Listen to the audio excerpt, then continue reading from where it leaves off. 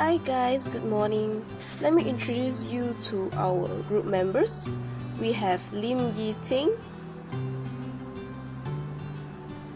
and then Vanessa Chin, Cheong Yi Lee, Niam Li Ping,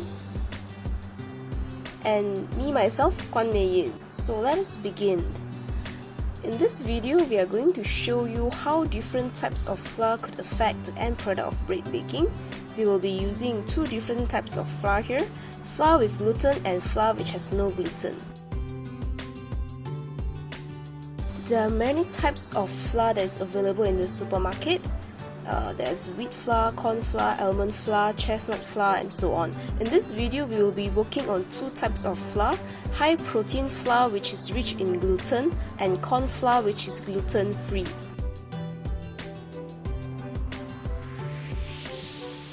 So, what is gluten? Gluten is a type of protein found in flour which is very important in the bread making process. Basically, it's because they compose of gliadin and glutenin, which actually gives elasticity to dough and helps to raise the dough. The presence of gluten is important as it gives the final product a chewy structure.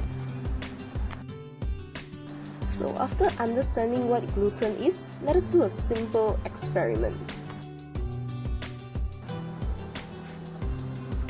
We will need a few ingredients, which are wheat flour, corn flour, oil, salt, sugar, and yeast.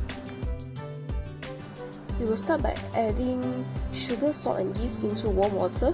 We will mix the solution well and then add in the flour to start kneading it. Once the dough has already been formed, we will leave the dough to rise for about 30 minutes and then we will place the dough in a preheat oven at 175 degrees Celsius for 30 minutes. So now let us see the comparison of the dough that has been allowed to set aside for them to rise. You can see the dough that does not contain gluten does not rise well compared to the dough with gluten. So the next step is to place them into an oven. So after 30 minutes, you can see the difference between the bread that has gluten and the bread that does not have gluten.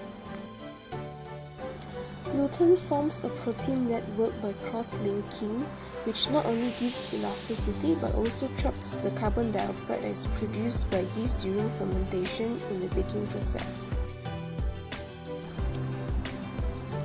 Gluten is developed in the dough when the gliadin and glutenin proteins absorb water and they are being pulled and stretched apart during the kneading process.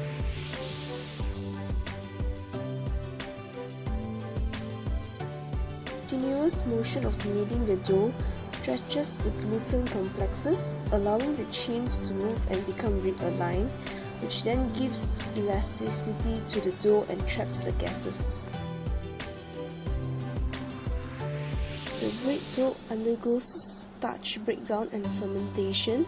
The yeast produces carbon dioxide gas that causes the gluten network to expand. When the doughs are baked, the gluten proteins coagulate and the bread size and shape are determined. This results a firm but open and light texture bread after cooling.